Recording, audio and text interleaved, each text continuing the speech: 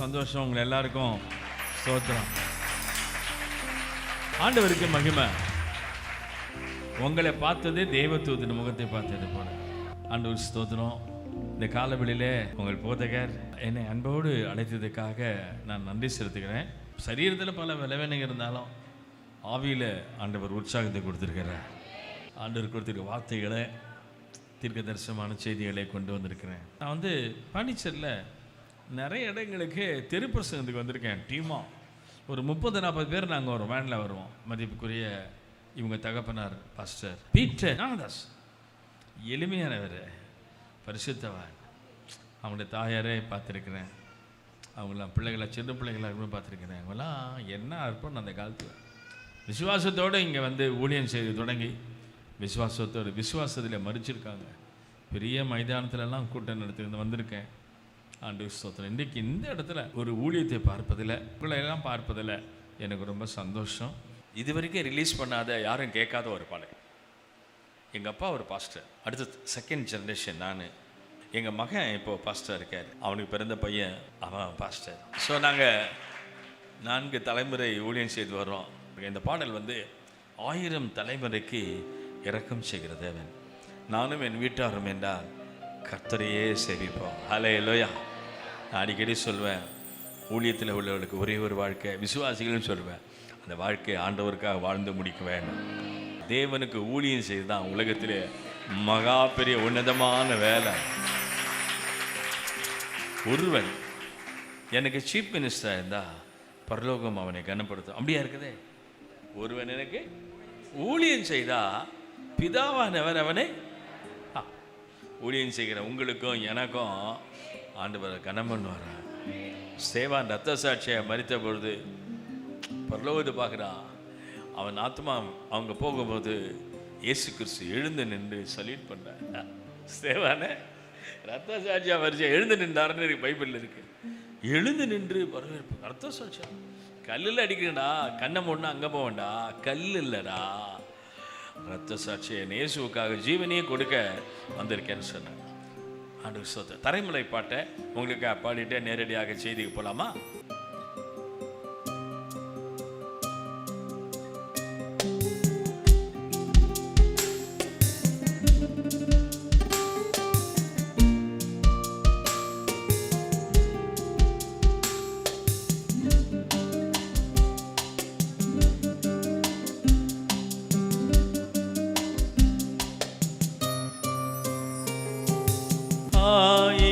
தலைமுறைக்கு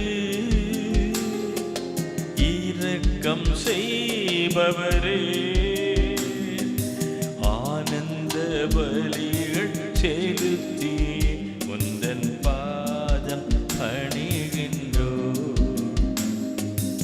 ஆனந்த பலிகள் செலுத்தி உந்தன் பாதம் பணிகின்றோ. உங்க தயவு பெரியது, உங்க அன்பு பெரியது, உங்க இரக்கம் பெரியது, உங்க உண்மை பெரியது, உங்க தயவு பெரியது, உங்க அன்பு பெரியது, உங்க உண்மை பெரியது, உங்க இரக்கம் பெரியது. சொல்லுங்க. அல்லேலூயா. துதிக்கின்றோம் துதிக்கின்றோம், அல்லேலூயா. மகிழ்கின்றோம். பாடுங்க. அல்லேலூயா. துதிக்கின்றோம், அல்லேலூயா. மகிழ்கின்றோம், அல்லேலூயா.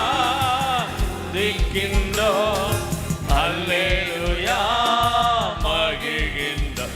உங்க தயவு பெரியது, உங்க அன்பு பெரியது, உங்க இரக்கம் பெரியது, உங்க உண்மை பெரியது.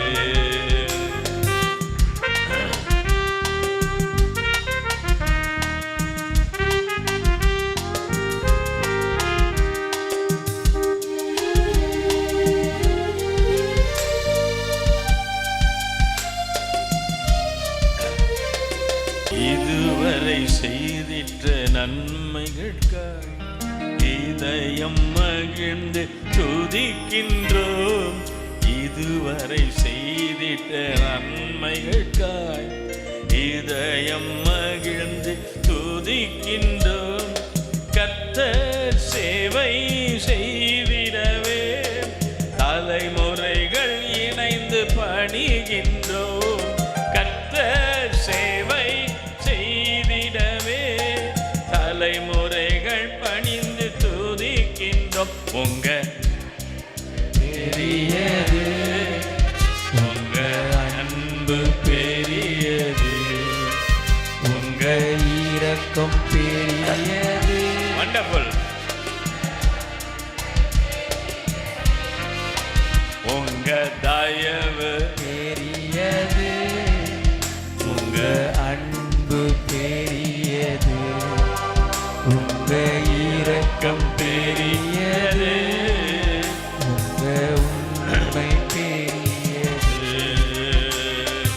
அல்லேலூயா துதிக்கின்றோம், அல்லேலூயா மகிழ்கின்றோம், அல்லேலூயா துதிக்கின்றோம், அல்லேலூயா மகிழ்கின்றோம்.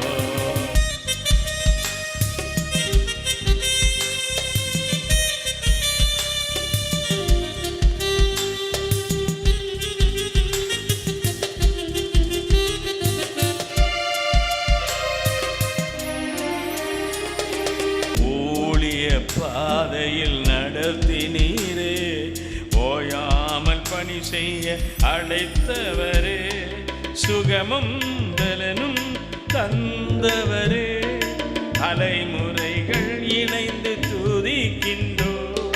சுகமும் பலமும் தந்தவரே, தலைமுறைகள் இணைந்து மகிழ்கின்றோம். உங்க தயவு பெரியது, உங்க அன்பு பெரியது, உங்க இரக்கம் பெரியது, உங்க உண்மை பெரியது, உங்க தயவு பெரியது, உங்க அன்பு பெரியது, உங்க இரக்கம் பெரியது, உங்க உண்மை பெரியது. அல்லேலூயா துதிக்கின்றோம், அல்லேலூயா மகிழ்கின்றோம், அல்லேலூயா துதிக்கின்றோம், அல்லேலூயா மகிழ்கின்றோம். அல்லேலூயா.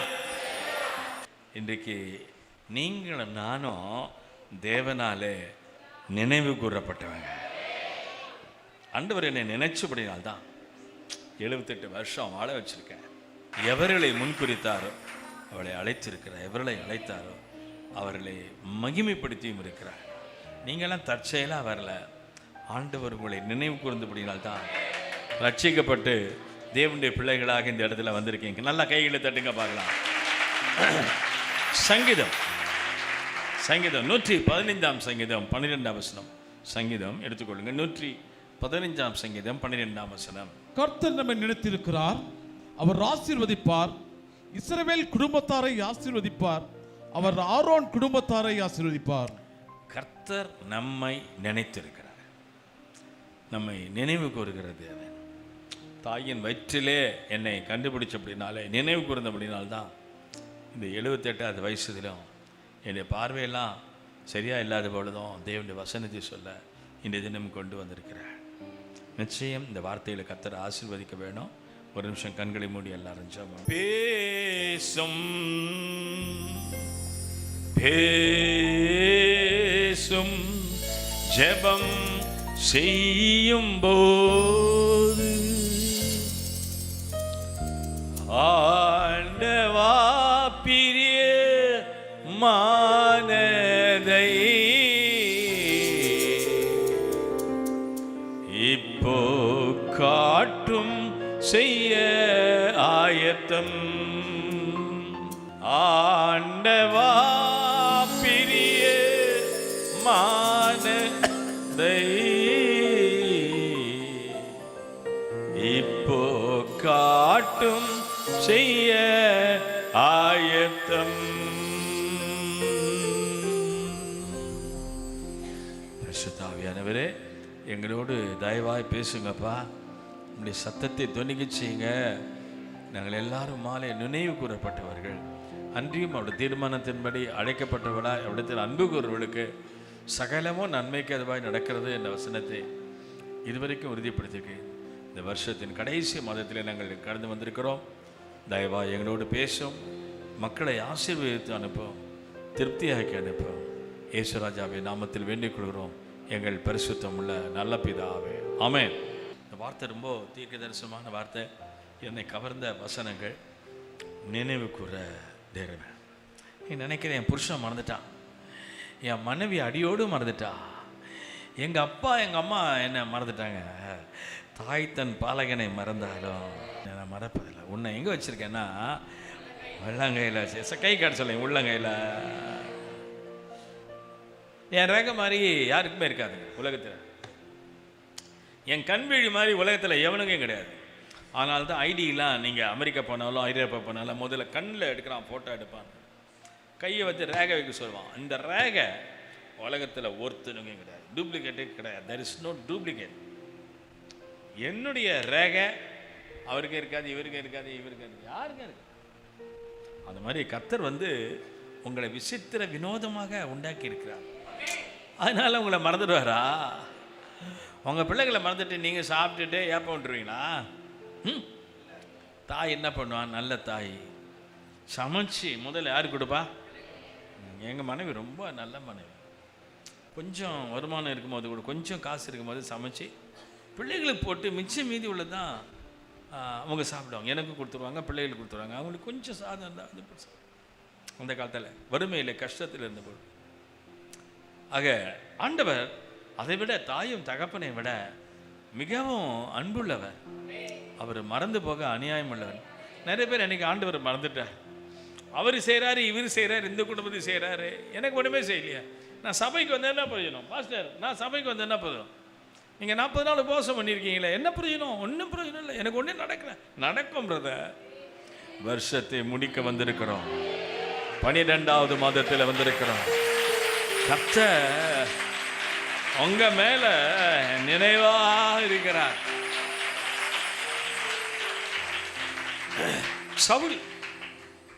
சவுலுடைய குமாரன் யோனத்தான். சவுல் தாவீதை எப்போதும் விரோதிக்கிறவங்க. சவுல் கையில் ஈட்டி இருக்கும், எப்படா அவனை கொல்லலாம். உங்களுக்கு கூட விரோதிகள் இருப்பாங்க, எப்படா அவன் நாசமாவான். சூனியம் பண்ணுறவங்க, மந்திரம் பண்ணுறவங்க, கெட்டு போகிறதுக்கு.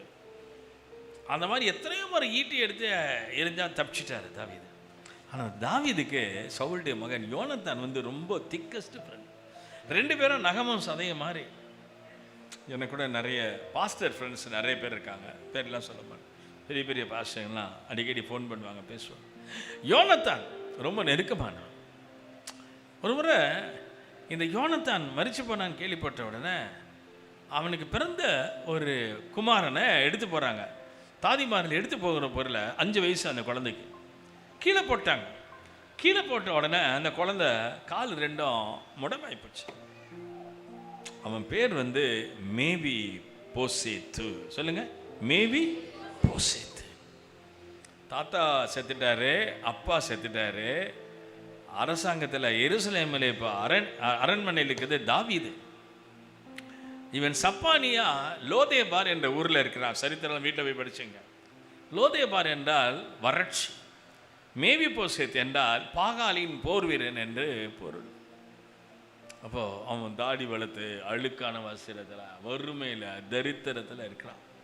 இந்த சிச்சுவேஷனில் தாவீதுக்கு ஒரு ஞாபகம் வருது. யோனத்தான் எனக்கு பிராண சிநேகிதன். சவுளுடைய வீட்டில் யாராவது மீதி இருக்காங்களா? யோனத்தான் நிமித்தம் சவுல் வீட்டுக்கு நான் என்ன செய்யணும்? தயவு செய்யணும். 2 சாமுவேல் 9ஆம் அதிகாரம் 1ஆம் வசனம். யோனத்தான் நிமித்தம் என்னால் தயவு பெறத்தக்கவன் எவனாவது சவுலின் வீட்டாரில் இன்னும் மீதியாய் இருக்கிறவன் உண்டா என்று தாவீது கேட்டான். சவுல் வீட்டில் யாராவது இருக்காங்களா அவனுக்கு தயவு செய்யணும். சவுல் யாரு? தாவீதுக்கு என்ன சொந்தம் சொல்லுங்க பார்க்கலாம். சொல்லுங்க, தாவீதுக்கும் சவுலுக்கு என்ன உறவு? மாமனார் மருமகன். மாமனார அவன் எந்த காரணத்தை முன்னிட்டும் கொல்ல அழிக்கல, ஈட்டியை வச்சு காத்துட்டு இருந்தான். தாவீதுடைய மனைவி பேர் என்ன சொல்லுங்க பார்க்கலாம். சொல்லுங்க. மீகால். மீகால் அரச குடும்பத்தில் பிறந்தனால தாவீது உடன்படிக்கை பெட்டியில் வரும்போது டான்ஸ் ஆடுறாரு. அவரால் தாங்க முடியல. மேலேருந்து பலகான வழியாக பார்த்துட்டு சொல்கிறா, ச்சே இவனுக்கு போய் என்ன கொடுத்தாங்களே, ராஜாவுடைய குடும்பத்தில் இந்த நீசனுக்கு போய் என்ன கொடுத்தாங்களே, பெட்டிக்கு முன்னாடி ரோட்டில் டான்ஸ் ஆகிட்டு வர்றானா, என்னடா அது என்ன மனசில் அவன் நினச்சாலாம். அவனை அவமதித்தாள் என்று வசனம் எழுதியிருக்குது. மீகால் அவமதித்தவன், சவுல் ஈட்டியை எடுத்து சாகடித்தவன். சவுளுடைய குடும்பத்தில் இப்போ நினைவு கூறுறார். யாருன்னா, யாராவது மீந்திருக்காருன்னா பார்த்தா ஒரு முடவன் லோதேபாரில் இருக்கான். வாசிங்கள 9:1 தானே வாசிங்க. வாசிங்க மறுபடியும்.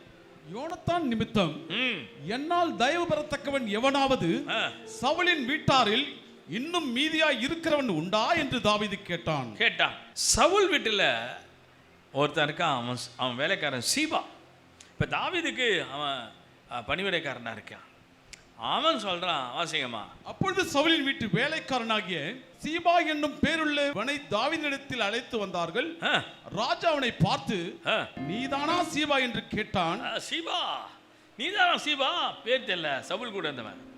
சில வேளையில் மாற்றானிடத்தில் இருக்கக்கூடியவன், தனக்கு விரோதமாக இருக்கக்கூடியவன் தான் பட்சத்தில் இல்லாத போது அடையாளம் தெரியாது.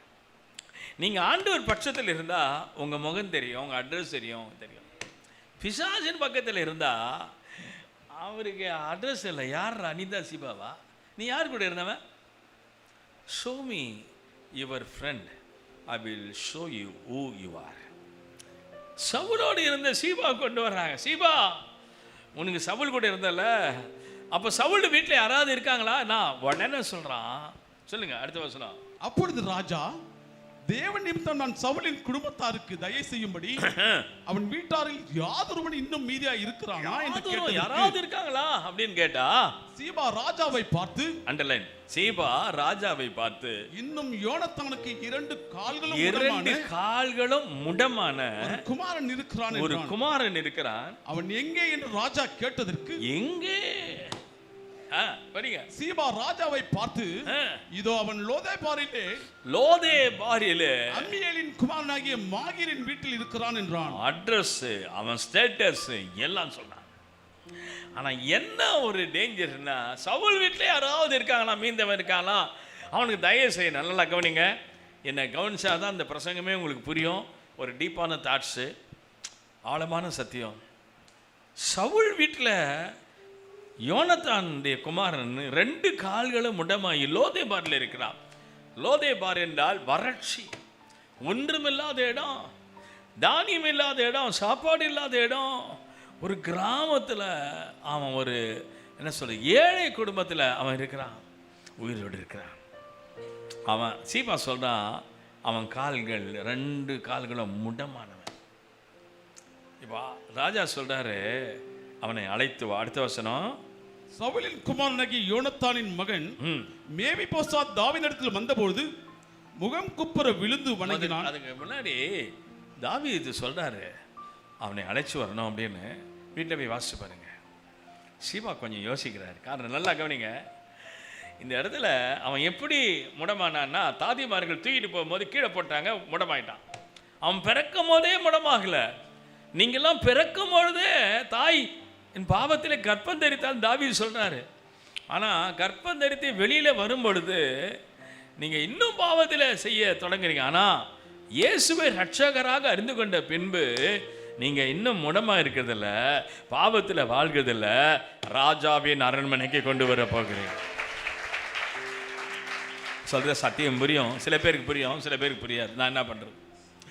இப்போ ராஜா யோசிக்கிறாரு, அவனுக்கு தயவு செய்யணும். ஆனாலும் எப்படிப்பட்டவன்?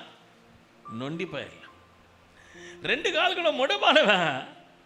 அவனுக்கு அவனுக்கு எப்படி செய்யுது? நான் ஒரு முறை யுத்தத்துக்கு போகும்பொழுது குருடரும் சப்பானிகளும் அந்த சேனையை தடுத்தாங்களாம். அதனால் ராஜா ஒரு சட்டம், தாவீது ஒரு சட்டம் எழுதுறாரு, எருசலேமுக்குள்ள அரண்மனைக்குள்ள குருடர் வரக்கூடாது, சப்பானிகள் வரக்கூடாது.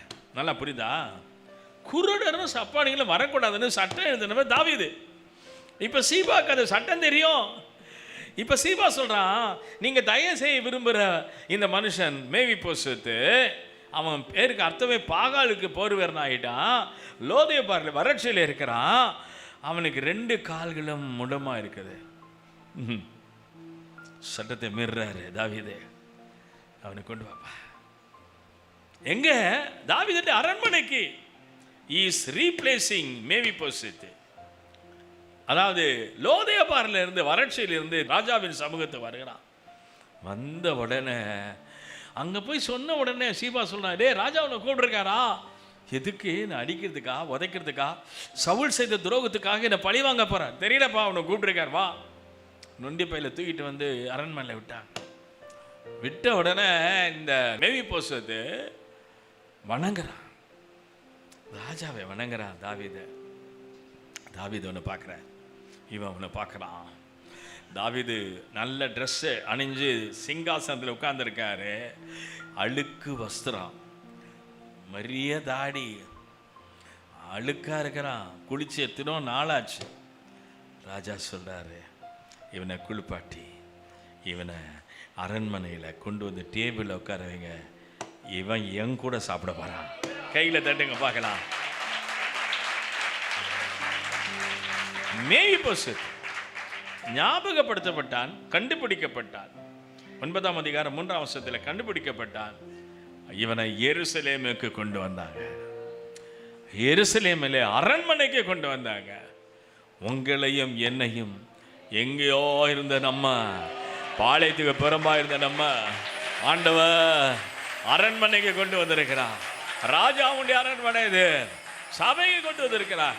பாவிகளா இருந்தபோது நம்மை கண்டுபிடிச்சு அவர் ரத்தத்தினாலே கழுவி சுத்திகரித்து அப்படி பிள்ளைகளாக மாத்திரமல்ல, அவரோடு கூட போஜனம் பண்ண, அவரோடு அப்பம் புசிக்க, அவரோடு திருவிருந்தில் பங்கு பெற ஆண்டவர் உங்களை கொண்டு வந்திருக்கிறார். பூஞ்சவங்களை கைகளை தட்டுங்க பார்க்கலாம்.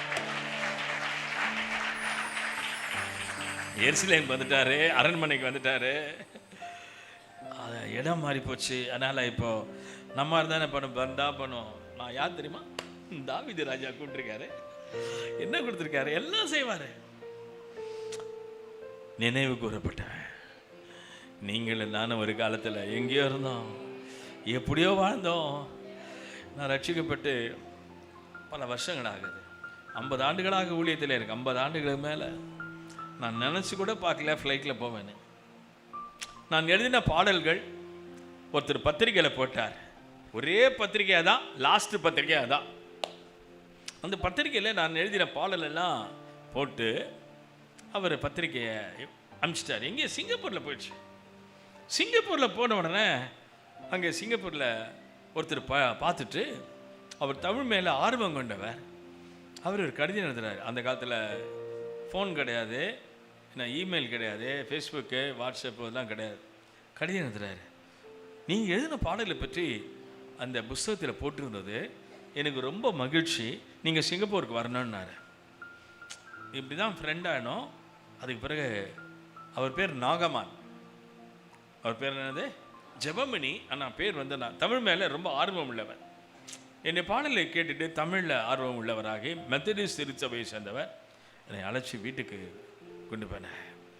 எத்தனை பாடல் எழுதியிருக்கேன்னு அந்த பத்திரிக்கை, சிங்கப்பூரில் வர பத்திரிக்கைலாம் போட்டார். பத்திரிக்கைலாம் அவருக்கு ரொம்ப இன்ஃப்ளூயன்ஸு. இங்கே தினத்தந்தி மாதிரி அங்கே இது சிங்கப்பூர் நியூஸ்னு ஒரு பத்திரிக்கை இருக்கும், எல்லா வீடுகளுக்கும் போகும். அந்த பத்திரிக்கையில் பாவலர்னு போட்டார். எனக்கு என்ன தெரியும், பாவலர் சிங்கை வருகை போட்டு ஃபோட்டோலாம் போட்டார். ஜனங்கள்லாம் படிக்க ஆரம்பிச்சிட்டாங்க. மெத்தடிஸ்ட் திருச்சபையில் அவர் வந்து பாஸ்டேட் கமிட்டியில் இருந்தார். அப்படின்னாலே என்னை கொண்டு போய் அந்த பாஸ்டர் சொன்னார், இவர் யார் தெரியுமா, சாதாரணப்பட்டவரில் ஒரு பெரிய ஒரு எழுத்தாளர், பாடலாம் எழுதியிருக்காரு. நம்ம பாடுற பாடல் எந்த வேலை இன்ப துன்ப நேரம், பரலோகமேன் சொந்தமே, எக்கால சத்தம், விளைந்த பலனை அறுப்பார் இல்லை, எந்த நேசு வல்லவர், இப்படி அடிக்க கொண்டே போனேன். அப்படின்னா கண்டிப்பாக எங்கே பேசணும்னு என்னெல்லாம் இந்த உலகத்தை இங்கே சென்னையில் சிஎஸ்ஐ சர்ச்செலாம் கூப்பிடுவாங்களா? கூப்பிட்டா கூட கண்டுக்க மாட்டாங்க. ஆனால் அங்கே மெத்தடிஸ்ட் திருச்சபை தான் சிஎஸ்ஐ சர்ச். அங்கே அந்த புல்பீட்லாம் இருக்கும். அந்த பாஸ்டர்களை கூப்பிட்டு ஒரு சபையில் என்னை யூஸ் பண்ண ஆரம்பித்தேன். அது அடுத்து ஆண்டவர் நாமத்தின் மகிமைக்காக சொல்கிறேன், எல்லா தாழ்மையும் கூட சிங்கப்பூரில் உள்ள அத்தனை மெத்தடிஸ்ட் சபையிலும் என்னை உபயோகப்படுத்த ஆரம்பித்தாங்க. 1984 நான் சிங்கப்பூருக்கு போனேன். கோட்டு கிடையாது, ஒன்றும் கிடையாது, ஷர்ட்டோடு போயிருக்கேன். அவருடைய மகன் அன்றைக்கு ஊழியத்து பிஷப்பாக இருக்கார் சிங்கப்பூரில், ஜோசப் ஜெபமணின்னு. அவங்க மனைவி அவங்க ஸ்கூலில் வேலை செய்தாங்க. எனக்கு போய் டெய்லர்கிட்ட கொண்டு போய் சூட்லாம் அளந்து சூட்டு கொடுத்தேன். நீங்கள் போகும்போது சட்டையில் போகக்கூடாது, சூட்டில் போனேன். நாங்கள் ஃபஸ்ட் டைம் என் வாழ்க்கையில் சூட்டு போட்டது அங்கே தான். என்ன சொல்ல வந்தேன்னா, எங்கேயோ இருந்த என்ன சிங்கப்பூர் கொண்டு போனேன். சிங்கப்பூரில் கொண்டு போய் எல்லா சிங்கப்பூர் சபையில் உபயோகப்படுத்தினேன். அது முடிச்ச அந்த மெத்தடிஸ்ட் சபைக்கு தலைவராக இருந்த ஒருவர் இப்போது கடிதம் எழுதி அந்த டெலிஃபோனில் பேசி, மலேசியாவில் இருக்கக்கூடிய மெத்தடிஸ்ட் திருச்சபையெல்லாம் நீங்கள் யூஸ் பண்ணணும் அப்படின்னாங்க. அங்கே போனால் ராஜ மரியாதை, பெரிய பெரிய சபை. மெத்தடிஸ்ட் சபையில் அவ்வளோ சீக்கிரமாக போக முடியாது, புல்பீட் கொடுக்க மாட்டாங்க. நான் ஒரு ஆவிக்குரிய போதகன்னு தெரியும் என்றாலும் அங்குள்ள எல்லா சபைகளும் பட்டி தொட்டி கிராமங்கள் எல்லாம் பிரசங்கிக்க ஆரம்பித்தேன். 84, 85, 86, 87, 88 இந்த மாதிரி ஒவ்வொரு வருஷம் ஒரு வருஷம் என் குடும்பத்தோடு நான் சென்றேன். எதுக்கு சொல்லேன்னா, ஆண்டவரை என்னை நினைவு கூர்ந்து அப்படின்னால சிங்கப்பூர் மலேசியாவில் கால் வச்ச என்ன கர்த்தர் உலகம் முழுசும் சுற்ற ஆண்டவர் கிருபை செய்தார். ஆண்டவர் மாத்திரம் இல்லைன்னா இந்த மேன்மை இல்லை. இப்போது இங்கே லோதியபாரிலேருந்து இப்போ வந்துட்டார் மேய் பொசுத்து, நினைவு கூறப்பட்டவன். அதான் சொல்கிறேன். நீங்கள் நினைக்கிறீங்க என் புருஷன் மறந்துட்டா, என் பிள்ளைங்க மறந்துட்டாங்க, மாமியார் மறந்துட்டா, மாமனார் மறந்து, யார் மறந்தாலும் ஆண்டவர் உன்னை மறப்பதில்லை. உங்களுடைய உருவம் அவருடைய கையில் இருக்குது. அடிக்கடி பார்த்துக்கிறாரு. நம்ம கண்ணாடி பார்க்குறால அந்த மாதிரி நம்மளை பார்த்துக்கிறேன். ஆஹா, இந்த இந்த இந்த சந்திராக்கா என்ன அழகாக இருக்கு பாரு. ஆலயத்துக்கு போனால் நல்ல விசுவாசியாக இருக்கார். இந்த கையில் பார்க்குற சந்திரனை பார்த்தியா, எவ்வளோ தொந்தர் கொடுக்குறான் சபையில். இவன் ரட்சிக்கப்பட்டதே வேஸ்ட்டு போல, இவன் அபிஷேகம் பண்ணதே வேஸ்ட்டு போல. பாஸ்டர் இவ்வளோதான் பேசுறேன். ஆண்டவரே இந்த சந்திரனை ரட்சிங்கன்னு ஆண்டு சொன்னோம். யார் சந்திரன் யார் சந்திராக்கா எனக்கு தெரியாது. ஆனால் அவங்க உருவம் அவருக்கு முன்பதாக இருக்குது. இப்போது லோதியபாரிலிருந்து இங்கே ஷிஃப்ட் ஆகி பிளேஸ்மெண்ட் ஷிஃப்ட் ஆகி வரப்போகிறாரு. மேய் பொசுத்து வந்த உடனே என்ன செய்தார் தெரியுமா? வாசியன் அந்த வசனத்தை. சவுலின் குமாரனாகிய யோனத்தானின் மகன் மேவிபோசேத் தாவீதிடத்தில் வந்தபோது முகங்குப்புற விழுந்து வணங்கினான். அப்பொழுது தாவீது மேவிபோசேத்தே என்றான். அவன் இதோ அடியேன் என்றான். தாவீது அவனை பார்த்து, நீ பயப்படாதே, உன் தகப்பனாகிய யோனத்தான் நிமித்தம் நான் நிச்சயமாய் உனக்கு தயவு செய்து உன் தகப்பனாகிய சவுலின் நிலங்களை எல்லாம் உனக்கு திரும்ப கொடுப்பேன். நீ என் பந்தியில் நித்தம் அப்பம் புசிப்பாய் என்றான். அப்பம் புசிப்பாய். அப்பொழுது அவன் வணங்கி செத்த நாயை போல இருக்கிற என்னை நீ நோக்கி பார்க்கிறதுக்கு உமது அடியான் எம்மாத்திரம் என்றான். எம்மாத்திரம். ஹல்லேலூயா. என்னென்னமோ சொல்லி என்ன மேடை ஏற்றிருக்காங்க, வரவேற்றிருக்காங்க. நான் மனசுக்குள்ள நினச்சிட்டேன், செத்த நாயை போல இருக்கிற எனக்கு இத்தனை மரியாதையா ஜனங்களாம் வெளியில் என்னை வர வைக்கிறாங்களே. ஏன் தெரியுமா?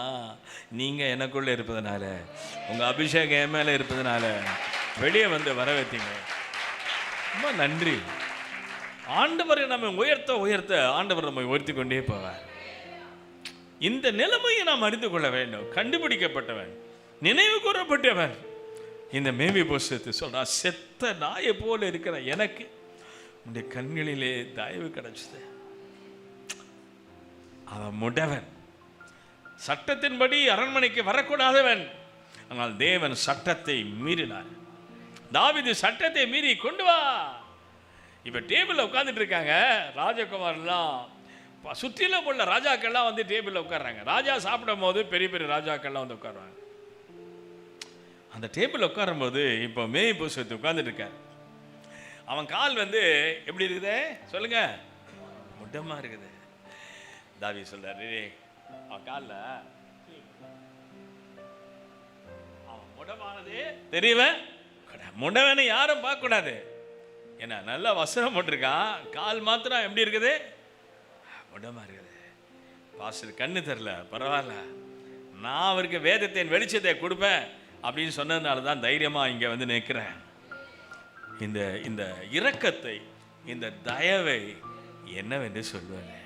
உங்க தயவு பெரியது, உங்க பெரியது, உங்க இரக்கம் பெரியது, உங்க உண்மை பெரியது, உங்க தயவு பெரியது, உங்க அன்பு பெரியது, உங்க இரக்கம் பெரியது, உங்க உண்மை பெரியது.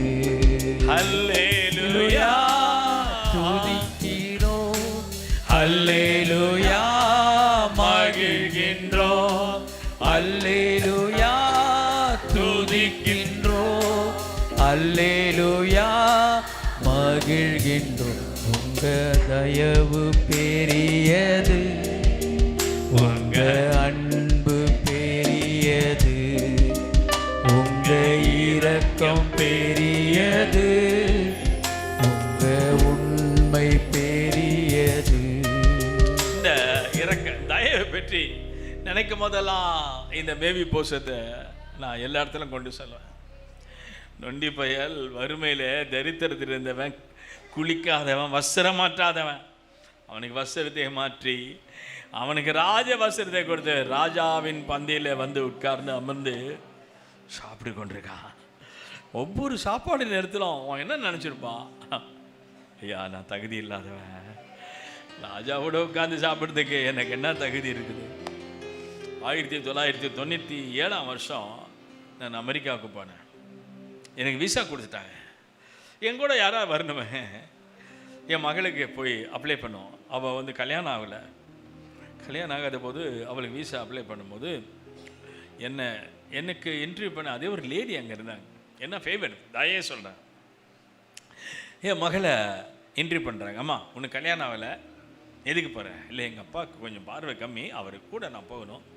நீ திரும்பி வருவேன்னு என்ன உறுதி? Can you promise you will come back? உனக்கு யார் ஸ்பான்சர் பண்ணுறா? அந்த ஸ்பான்சர்ஷிப் லெட்டர்லாம் கேட்டாங்க. அந்த லேடி ஒரு அமெரிக்கன் லேடி. அந்த லெட்டரை பார்த்தாங்க. பார்த்து படித்தா அமைதியாகிட்டாங்க. அந்த லேடி இன்டர்வியூ பண்ணுற அமெரிக்கன் கான்சுலேட் ஜெனரல் அந்த லெட்டர் பார்க்குறாங்க. அந்த லெட்டரில் ஒரு லேடியோடைய பேர் எழுதியிருக்கேன். சரி, அது தெரிஞ்ச மாதிரி காட்டிக்கல. என் மகையிட்ட சொல்கிறாங்க, நீ திரும்பி வருவியா? நிச்சயம் வருவேன். எங்கள் அப்பா கூட போகிறேன், எங்கள் அப்பா கூட திரும்பி வருவேன். இல்லைம்மா, கல்யாணாவது பொண்ணுங்க, கல்யாணாவது பையங்க அமெரிக்கா போனால் செட்டில் ஆகிடுவாங்க. என்ன கேரண்டி? நான் சொல்கிறது தான் உனக்கு கேரண்டி. சாப் பண்ணி கொடுத்துட்டு சொன்னால் உனக்கு ஸ்பான்சர். நல்லா கவனிங்க, முக்கியமான விஷயம் சொல்கிறேன். விழிப்பாக இருக்குங்களா? இல்லையா சொல்லுங்கள் பார்க்கலாம். இந்த கடிதாசி கொடுத்துருக்காங்களே, அவங்க யார் தெரியுமா? அவங்களும் நானும் அவங்க கிளாஸ்மேட்ஸ். இந்த அம்மா உனக்கு ஸ்பான்சர்ஷிப் லெட்டர் கொடுத்துருக்காங்களே, அவங்க வந்து ஆரகனில் இருக்காங்க. நான் வந்து கான்சுலேட் ஜெனரல் ஆஃபீஸராக இருக்கிறேன். இந்த என் விசிட்டிங் கார்டு வச்சுக்கோ, நீ அங்கே போய் பார்த்த வழி அவங்களுக்கு ரொம்ப விசாரிச்சேன்னு அப்படின்னு சொல்லியிருந்தாங்களா. உங்களுக்கு புரியல? அவன் இவ்வளோ ஃபைல் கொண்டு வருவான் அமெரிக்கா போகிறதுக்கு. அவன் பார்த்துட்டு நோன்னு சொல்லுவான். அங்கே அழுவாங்க பாருங்கள் அமெரிக்கன் கான்சுலேட் ஜெனரலில். அமெரிக்கா போக முடியாது. நான் கண்ணார பார்த்துருக்கேன். அதான் என் பிள்ளைக்கு ஒன்றுமே இல்லை, என் கூட வரேன்னு சொன்னால் கொடுத்த லெட்டர், ரெக்கமெண்டேஷன் லெட்டர் வந்து யாருன்னா என்ன அவங்கள இன்டர்வியூ பண்ணுற அந்த லேடியோடைய ஃப்ரெண்டா. சாப்பாடு கொடுத்துட்டு சொல்கிறாங்க, நீ போய் அவங்ககிட்ட சொல்லு அவங்கள நீ விசாரிச்சேன்னு. இதை பற்றி என்ன சொல்லுது? This is nothing but a favour of God. ஒன்றா ரெண்டா இந்த மாதிரி ஏராளம் சொல்லுவேன். எங்கள் வாழ்க்கையில் குடும்பத்தில் ஆண்டவர் செய்த தயை என்பது ஒன்று இல்லை, ரெண்டு இல்லை, அதை கணக்கிட விடவே முடியாது. என்னில் அடங்கா ஸ்தோத்திரம் தேவா என்றென்றும் நான் பாடுவேன். என்னில் அடங்கா ஸ்தோத்திரம் தேவா என்றென்றும் நான் பாடுவேன்.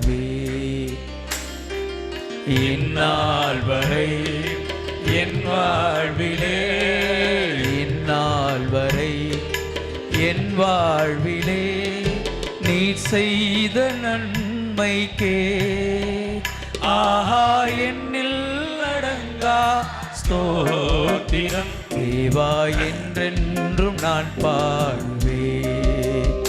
ஆஹா என்னில் அடங்கா ஸ்தோத்திரம் தேவா என்றென்றும் நான் பாடுவேன். வானங்கள் யாவும் அதின் கீழுள்ள ஆகாயமும் வானாதி வானங்கள் யாவும் அதின் கீழுள்ள ஆகாயமும் பூமியில் காண்கின்ற யாவும் கர்த்தாவுமை போற்றுமே. ஆஹா என்னில் அடங்கா ஸ்தோத்திரம் தேவா என்றென்றும் நான் பாடுவேன். ஆஹா என்னில் அடங்கா ஸ்தோத்திரம் தேவா என்றென்றும் நான் பாடுவேன். இந்நாள் வரை என் வாழ்விலே இந்நாள் வரை என் வாழ்விலே நீ செய்த நன்மைக்கே ஆஹா என்னில் அடங்கா ஸ்தோத்திரம் தேவா என்றென் நான் பாடும். ஆண்டவர் மறந்துட்டான்னு நினைக்கிறீங்களா? உங்களை எப்பொழுதும் நினைவா இருக்கிறா. கர்த்தரை எனக்கு உண்பதாக என்ன சொல்றான்? தாவீது சொல்ற, கர்த்தரை எனக்கு உண்பதாக அசைக்கப்படுவதில்லை. அந்த தாவீது தான் is showing favour of God to மேவி பர்சன். பெருமையிலே தரித்திரத்தில் இருந்த அவனை கொண்டார். நீங்க நினைக்கிறீங்க காணிக்கை கொடுக்குறேன், தசோபாகம் கொடுக்குறேன், ஜபத்துக்கு வர்றேன், எல்லாம் வரேன், என்ன நடக்குது? ஒன்றே நடக்கல. ஆண்டவர் நம்ம வேஸ்ட்டு. இன்னும் லோதேபாரில் தான் இருக்கிறேன். ஆண்டவர் கொண்டு வர்றார், எருசலேம் கொண்டு வர்றார். எருசலேமிலிருந்து போனவன் தான் அவன். நிறைய பேர் எருசலேம் வந்து பின்வாங்கி போயிட்டான் உலகத்துக்கு பின்னாடி. அவனெல்லாம் கொண்டு வரணும்னு பார்க்குறாரு, முடியாது, அங்கே தான் இருப்பேன் இரு. ஆனால் எருசலேமுக்கு என்னைக்கு வரையோ, தேவ சபைக்கு என்னை வரையோ, அன்னைக்கு அரண்மனை வாழ்வை அவனுக்கு கொடுக்க வல்லவராக இருக்கிறார். மேவி பசத்தே, நீ சாப்பிட்ற சாப்பாடு ராஜ சாப்பாடுப்பா. நேற்று வரைக்கும் கூழ் குடிச்சிட்டு இருந்த, நேற்று வரைக்கும் சாப்பாடு இல்லை, சத்த உணவு சாப்பிட்ட. ஆனால் இன்னைக்கு சத்தான உணவு பரிசுத்த ஆவியானவர் ஒவ்வொரு வாரமும் உங்களுக்கு இந்த அரண்மனையிலே கொடுத்து கொண்டு இருக்கிறார். தயை அமெரிக்காவில் 97ஆம் வருஷம் நான் என் மகளும் போயிட்டோம். யூத் வித் மிஷன் என்று பெரிய கேம்பஸ், அங்கே தங்கியிருக்கிறோம். சாப்பாடே பார்க்கல, சோறே கிடையாது. எப்படி வெறும் ஆடு மாடு சாப்பிடல, தலைமாடி இந்த சேலட், கேபேஜி, கேரட்டு, நூக்கல், அது இதுன்னு இருக்கும், ப்ரெட் இருக்கும். எத்தனை நாளைக்கு சாப்பிடுது? ஒரு நாள் 2 நாள் சாப்பிட்லாம். அப்போ நானும் நல்லா சாப்பிடக்கூடியவன், பாப்பாவும் வாலிப பிள்ளை. டெய்லி போவோம், சாப்பிடுவோம். எதுவும் எடுத்துகிட்டு சாப்பிட்டு, எக் இருக்கும், ப்ரெட் இருக்கும், பட்டர் போட்டு சாலட் எடுத்துகிட்டே இருப்போம். நம்ம வீட்டில் சோறு போட்டு சாம்பாருக்கு ஒன்று, அது மலை வச்சு அந்த மலையை கரைக்கிறதுக்கு சாம்பார் ஒன்று, அப்புறம் வத்த குழம்பு ஒன்று, அப்புறம் ரசம் ஒன்று, முடியும் போது தயிர் மோரோடு முடிப்போம். இப்படிப்பட்ட நாம் வெறும் ஆடு சாப்பிட்ற சாப்பாடு எப்படி சாப்பிட்றது? அங்கே டெய்லி போவோம். சில நாள் போகும்போது பார்ப்போம், சாப்பாடு மறைச்சு பார்ப்போம், பெரிய சாலட் பார் இருக்கும், இங்கேருந்து அங்கே இருக்கும். மனசு கஷ்டமானது. இதை ஒருத்தர் பார்த்துட்டு இருந்தார், ஒரு அமெரிக்கன், கொஞ்சம் வயசானவர். அங்கே அந்த இதில் ஓய்வாம் பேஸில் இருந்தார். ஆமாம், நானும் பார்த்துட்ருக்கேன், நீங்கள் 2 பேரும் வரீங்க, ஒழுங்காக சாப்பிடுதில்ல, மத்தியானம் சாப்பாடும் சாப்பிட்றதில்ல, நைட் சாப்பாடும் சாப்பிடுதில்ல, சாப்பாடை மறைச்சி பார்க்குறீங்க, அவரை போயிடுறீங்க, என்ன விஷயம்? இல்லை, நாங்கள்லாம் இந்தியாவிலேருந்து வர்றோம், கொஞ்சம் ரைஸ் கிடைச்சா சாப்பிட்டோம். ரைஸ் சாப்பிட்றோண்ணா நீங்கள்? அவங்ககிட்டே காசு இல்லை, அவரும் ஊழியத்தில் இருக்கிறார். கார் எடுத்தார், வா கூட, எங்கள் 2 பேரும் கூப்பிட்டு பண்ணார். 1 கிலோ அரிசி வாங்கி கொடுத்தாரு. வேறு என்ன வேணும்? தக்காளி. வேறு என்ன வேணும்? முட்டை, கருவேப்பிலை, என்னென்ன இருக்கோ எல்லாத்தையும் எடுத்துகிட்டு நாங்கள் சமைச்சு சாப்பிட்ணுன்னு நாங்கள் தங்கியிருந்த வீட்டில், நானும் பாப்பாவும் தங்கியிருந்த வீட்டில் வந்து சாப்பாடு சமைச்சு அன்றைக்கி ஒரு தக்காளி சட்னி பண்ணா பாருங்க. தக்காளி சட்னியை பண்ணி உப்புலாம் போட்டு வெங்காயம்லாம் போட்டு ஒரு முட்டையை ஆம்லேட் பண்ணி வச்சா நாங்கள் 2 பேரும் சந்தோஷமாக சாப்பிட்டோம். மறக்கவே முடியாது. அதுக்கு பிறகு அங்கே உள்ள ஒருத்தர் இன்னொரு இடத்துக்கு உங்களை கொண்டு போய் விடுறோம். அந்த இடத்த நீங்கள் பார்க்கணும். அது ஒரு ஆசிரமம் மாதிரி இருக்கும். அதில் மதர் ஆகனஸ் என்ன ஒரு தாய் இருக்காங்க. அவங்கள உங்களுக்கு இன்ட்ரடியூஸ் பண்ண கொண்டு போய் அந்த இடத்துல விட்டாங்க. அது பெரிய ஏக்கர், பல ஏக்கர், நூற்றுக்கணக்கான ஏக்கர் நிலம். ஆடு மாடு கோழி பன்னி எல்லாம் வளர்க்குறாங்க. அந்த அம்மாவுக்கு வயசு 80 வயசுக்கு மேலே இருக்கும். நாங்கள் கெஸ்ட்டு. ஸோ அந்த அம்மா சாப்பிட்ற டேபிளில் விஐபி மாத்திரம் தான் சாப்பிடணும். அப்போ ஃபஸ்ட்டு டே எங்களை கொண்டு போய் அந்த அம்மாவை கூட உட்கார வச்சாங்க. அந்த அம்மா ஆர்டர் பண்ணுறாங்க. சிக்கன், அப்புறம் ப்ரெட்டு, கோர்ஸ் பை கோர்ஸ், ஒவ்வொரு கோர்ஸாக வரும்.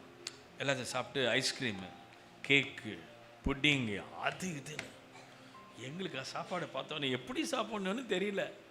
அந்த அம்மா பயப்படாதீங்க, சாப்பாடு சுட சுட கொண்டு வந்த கோழி வைப்பாங்க, ப்ரெட்டு வைப்பாங்க, பட்டர் வைப்பாங்க, ஐஸ்கிரீம் வைப்பாங்க. எல்லாம் சாப்பிட்டோம்.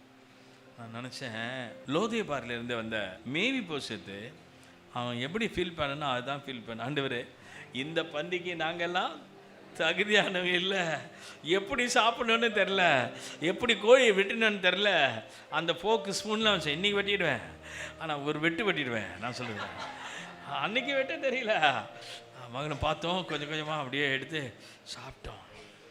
அதுக்கு பிறகு ஈவினிங்கில் வரும் 120 பேர் சாப்பாடு.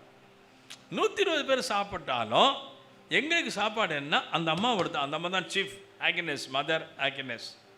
அதாவது ஒவ்வொரு ஷிப்பாக போகுது. எந்தெந்த நாடுகளுக்கு வறுமையோ கோதுமை அது இதுன்னு எல்லாம் போகும். மெடிசன். அவங்க உட்காந்துட்டே இருப்பான். ஒரு பெரிய பிஸ்னஸ் மேன் வருவான். Mother, I have paid a money to ship rice and this and that என்னென்னமோ சொல்லுவான். எல்லாம் ஷிப் பண்ணி எந்த கண்ட்ரிக்கு போகணும், ஈஜிப்டுக்கு அனுப்பு, உகாண்டாக்கு அனுப்பு, ஆப்பிரிக்காவுக்கு அனுப்பு, ஷிப்பில் போய் சேரும். அந்த மாதிரி செல்வாக்குடைய ஒரு தாய் எங்களுக்கு. நாங்கள் 2 பேர் தங்கிறதுக்கு ஒரு வீடு கொடுத்தாங்க பாரு, அது அதே கேம்பஸில் அடப்பாமல் 5-10 குடும்பம் தங்கலாம். நாங்கள் 2 பேருக்கு 2 ரூமில் இருந்தோம். அது பெரிய இடம். ஆனால் சாப்பாட்டுக்கே அந்த அம்மாவோட டேபிளில் வரணும். என்ன சொல்கிறேன்னா, இந்த மேவி போஷத்துக்கு ஒரு நாள் சாப்பாடு கொடுத்து அனுப்பிச்சிடலங்க, நித்தம் என்னோடு கூட, நித்தம் எப்பொழுதும் என் கூட இருப்பப்பா. இது ஒரு நாள் கதை இல்லை. இதை நினச்சி ஒவ்வொரு நாளும் ஆண்டவருக்கு நன்றி சொல். உங்கள் வாழ்க்கையில், என் வாழ்க்கையில் ஆண்டவர் நம்ம நினைவு கூறுறதுனால ஒவ்வொரு நாளும் காலையில் எழுந்திருக்கும்போது, ஆண்டப்பா எங்களை ரட்சித்தது உடைய கிருபை, எங்களை அபிஷேகித்த உடைய கிருபை, எங்களை வாழ வைக்கிறது உடைய கிருபை, எங்களுக்கு நல்ல கணவனாரை கொடுத்தது உங்கள் கிருபை, தயவு. அதை நினச்சி நினச்சி நினச்சி நன்றி சொல்ல சொல்ல கர்த்தர் உங்களை ஆசீர்வதிப்பார். அதுக்கு பிறகு சீபா பார்த்து சொல்கிறான், சீபாவே நீ என்ன செய்யணும், சவுளுடைய வீட்டாரில் அவங்க மீந்தி இருக்கிற நிலம் எவ்வளோ? இப்போ யோனத்தானுடைய நிலம் அல்லது மேவி போஷத்துக்கு வரணும், சவுளுடைய நிலமெல்லாம் வரணும். எவ்வளோ இருக்குது போய் பாரு. அதில் என்ன செய்யணும்னா, நீங்கள் எத்தனை பேர் இருக்கீங்க, அந்த வசனம் எடுப்பீங்களா? 2 சாமுவேல் 9:7. தாவீது அவளை பார்த்து, நீ பயப்படாதே, உன் தகப்பனாகிய யோனத்தான் நிமித்தம் நான் நிச்சயமாய் உனக்கு தயவு செய்து, சரி, உன் தகப்பனாகிய சவுலின் நிலங்களை எல்லாம் உனக்கு திரும்ப கொடுப்பேன், திரும்ப உனக்கு கொடுப்பேன். நீ என் பந்தியில் நித்தம் அப்பம் புசிப்பாய் என்றான். சரி. அப்பொழுது அவன் வணங்கி, செத்த நாயை போல இருக்கிற என்னை நீ நோக்கி பார்க்கிறதற்கு உமது அடியான் எம்மாத்திரம் என்றான். ராஜா சவுலின் வேலைக்காரனாகிய சீபாவை அழைப்பித்து, இதான் முக்கியம், நல்லா இருக்குங்க, சீபாவை நோக்கி, அவனை நோக்கி, சவுலுக்கும் அவன் வீட்டார் எல்லாருக்கும் இருந்த யாவையும் உன் எஜமானுடைய குமாரனுக்கு கொடுத்தேன். ஆகையால் நீ உன் குமாரரையும் உன் வேலைக்காரரையும் கூட்டிக் கொண்டு உன் எஜமானுடைய குமாரன் புசிக்க அப்பம் உண்டாயிருக்கும்படி அந்த நிலத்தை பயிரிட்டு. யாருடைய நிலத்தை? யோனத்தான் நிலம். இப்ப யாருக்கு மாற்றப்படுகிறது? ரிஜிஸ்ட்ரேஷன் பண்றாங்க, மேவி போஷத்து.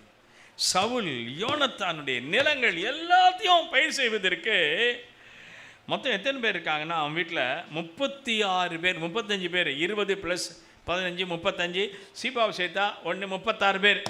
36 பேரும் நிலத்தில் பயிரிட்டு அந்த பலனை யாருக்கு கொண்டு வரேன்னா மேவி புஸ்தகத்துக்கு கொண்டு கைகளை தட்டி ஆண்டவரை மயப்படுத்துங்க. நீங்கள் விதைக்காத இடத்துல அறுப்பீர்கள். நீங்கள் விதைக்காத இடத்துல அறுவடை செய்வீங்க. யாரோ உங்களை தேடி வந்து கொடுப்பான், அப்பா அந்த இடத்த வச்சுங்க, இந்த இடத்த வச்சுங்க. அப்படிதான் உங்கள் சபைக்கு போதகருக்கு ஆண்டவர் கொடுக்க போகிறார். பெரிய இடம், முக பெரிய இடம், தரிசனத்தில் பார்க்குறேன். நீங்கள்லாம் ஜெபம் பண்ணணும். பெரிய இடம், இழந்து போன இடத்தை மேவி போசத்தை சவுளுடைய நிலம் உனக்கு கிடைக்கும். அதோடு கூட உனக்கு வேலை செய்வதற்கு 36 பேரை கொடுக்கப்பேன். எங்கள் வீட்டில் ஒரு அம்மா தான் வந்து வேலை செய்யிட்டு போகுது. நான் இந்த வசனத்தை தியானித்த போது ஆண்டவர் அட்லீஸ்ட் ஒன்றும் 2 பேரை எனக்கு அனுப்பக்கூடாதா? எனக்கு கால் கை பிடிக்கிறதுக்கு, எனக்கு உதவி செய்கிறதுக்கு, கூட்டு போகிறதுக்கு, ட்ரை பண்ணுறதுக்கு. இந்த தேவனுடைய தயவை ருசித்தவனுக்கு கர்த்தர் எல்லாவற்றையும் இரட்டிப்பாக ஆண்டவர் கொடுப்பார். உங்கள் வாழ்க்கையில் உங்களை ஆண்டவர் என்ன பண்ணிருக்காருன்னா நினைவு கூர்ந்திருக்கிறார். அல்லேலூயா.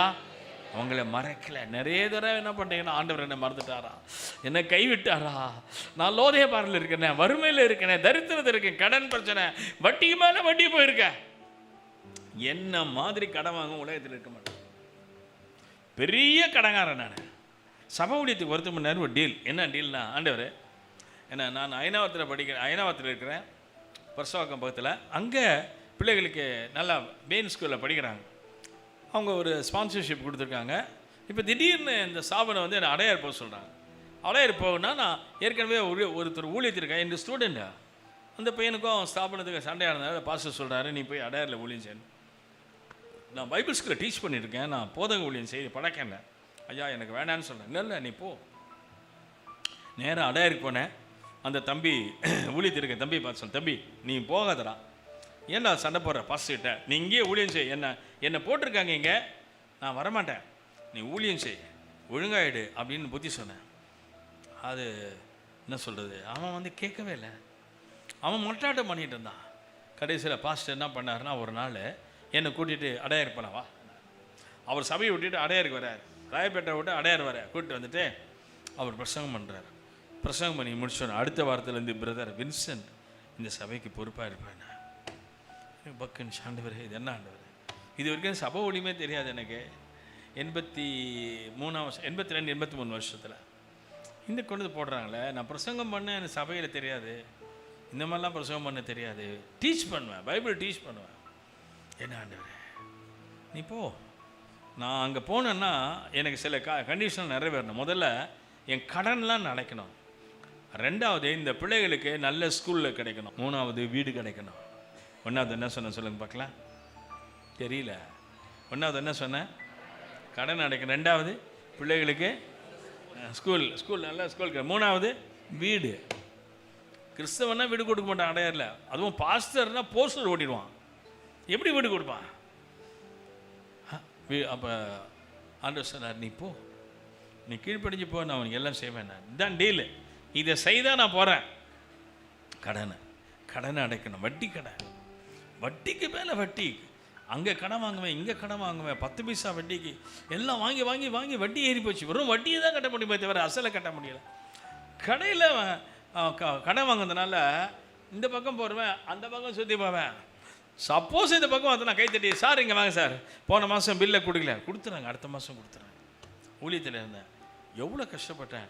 எனக்கு கல்யாணம் ஆகும்போது என்னுடைய வருமானம் எனக்கு சாப்பிட்றதில் கொடுத்தது முதல்ல 75 ரூபா, கல்யாணம் ஆகும்போது 175 ரூபா. 1973 எனக்கும் பொண்ணு கொடுக்கறதுக்கு ஒரு கேனை மாமனார் வந்தாங்க.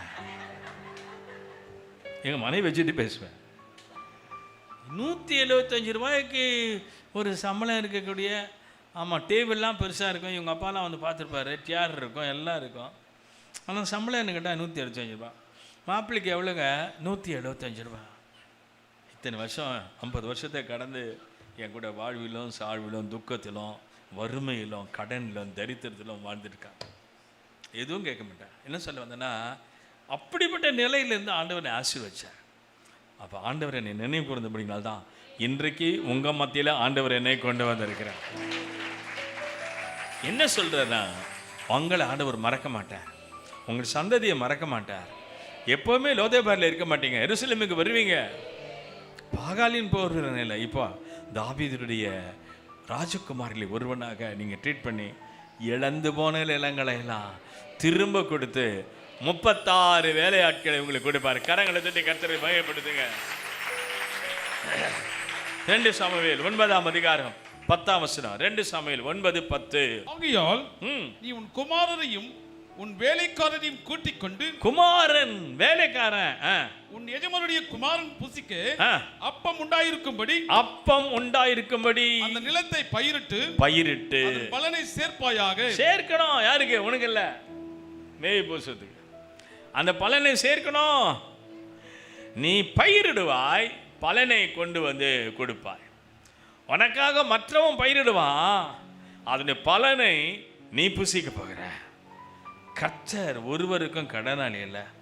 கர்த்தருக்கு கொடுத்து ஒருவரும் தரித்திராய் போனதே இல்லவே இல்லை. எத்தனை பேர் ஒழுங்காக தசமம் கொடுங்க? கை தூக்க வேண்டாம். ஐயா கை தூக்க சொல்ல. அக்கா நான் ஏன் கை தூக்க சொல்கிறேன்? கொடுக்கும் போதே எப்படி கொடுக்கணா? சே காசு கொடுக்கன்னா பிரசங்கத்தில் போட்டு தாக்கிட்டு வரல. அவர் தாக்க மாட்டார், நான் தான் தாக்குவேன். தசமாக கொடுத்தா நீ விசுவாசி. சில இடத்துல கம்யூனியனே கொடுக்க மாட்டான் தெரியுங்க. நீ தசமாக கொடுக்கலையா அவனுக்கு திருவந்தே கிடையாது, போ கெட் அவுட். அந்த மாதிரி சபை இது இல்லை, அப்படி வளர்க்கப்படல நாங்களாம். நீ தசமாக கொடுத்தாலும் கொடுக்க விட்டாலும் அப்பம் புசிக்க வர்ற, திருவருதில் பங்கு பெறுகிற. ஆனால் ஆண்டருக்கு கொடுத்து பாருங்க. நான் இளைஞனாக இருந்தேன், முதிர் வயது உள்ளவனுமான நீதிமான் சந்ததி அப்பத்துக்காக இறங்கி திரிகிறது நான் காணவில்லை. தாவீது சொல்றான், இரக்கம் பெற்றவன் தான் மற்றவருக்கு இரக்கம் செய்ய முடியாது. நான் இரக்கம் பெற்றதுனால கடந்த 35 வருஷமா இரக்கம் செய்கிறேன்.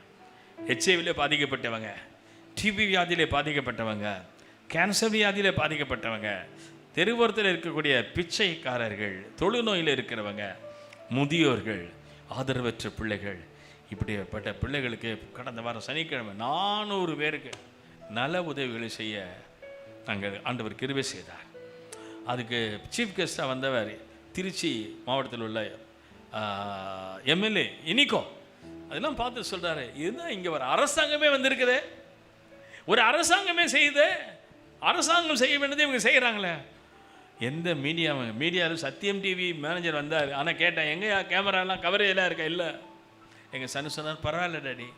நான் நினச்சேன்னா புதிய தலைவரை கூட்டிருப்பேன். சத்தியம் டிவிலே வந்திருக்காங்க, அவங்களே கேமரா கொண்டு வர வந்துட்டாங்க.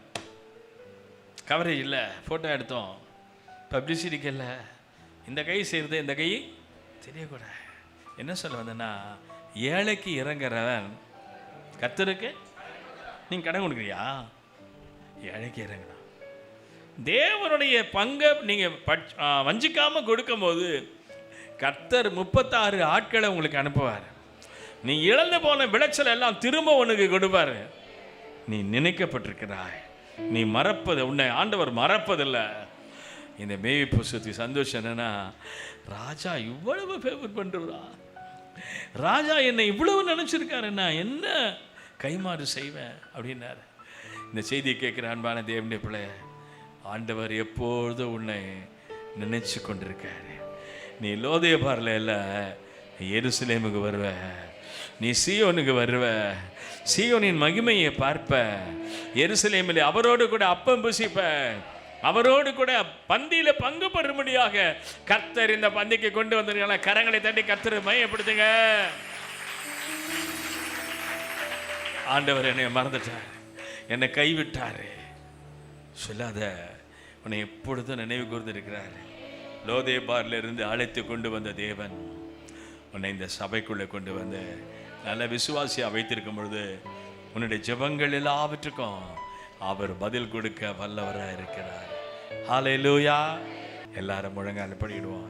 உங்க தயவு பெரியது, உங்க அன்பு பெரியது, பாடுங்க.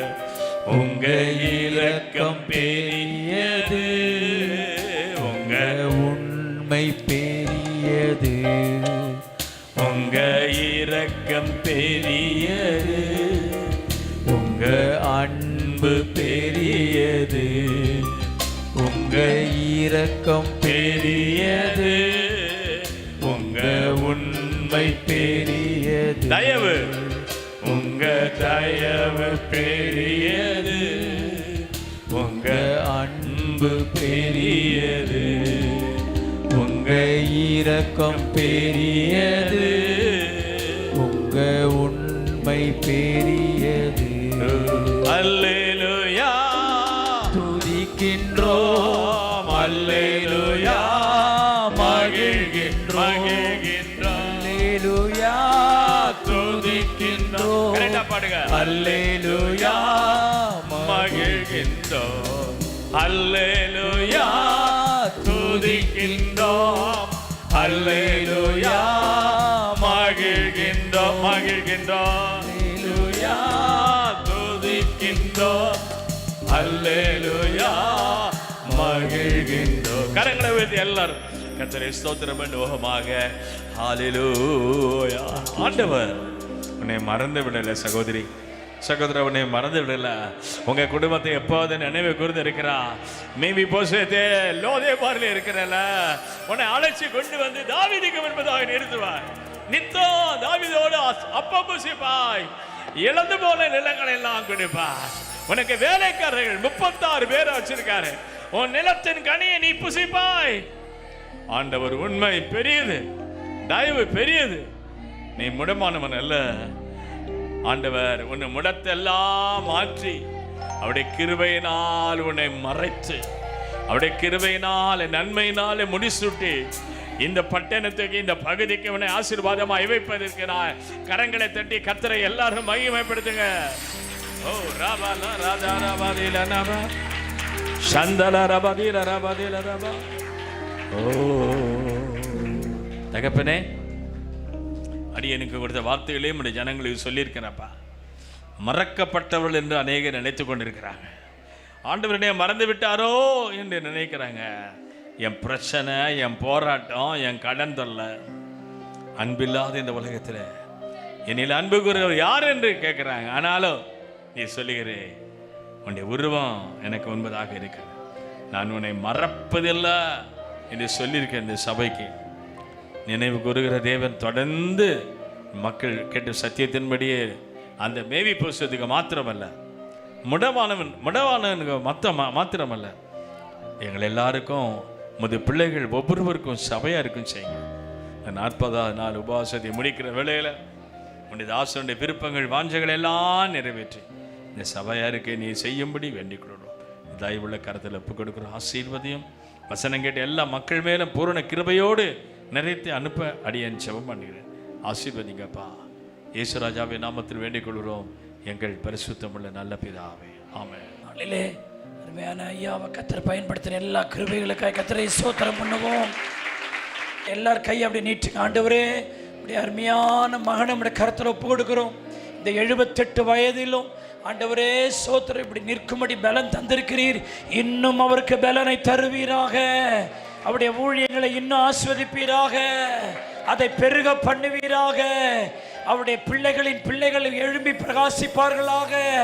ஆண்டவரே ஸ்தோத்திரம், அவருடைய ஊழியத்தின் எல்லைகளை இன்னும் விரிவாக்கும். ஆண்டவரே ஸ்தோத்திரிக்கிற நீர் அவரை ஆசீர்வதிக்கவே ஆசீர்வதித்து அவரை பெருக பண்ணுங்கப்பா.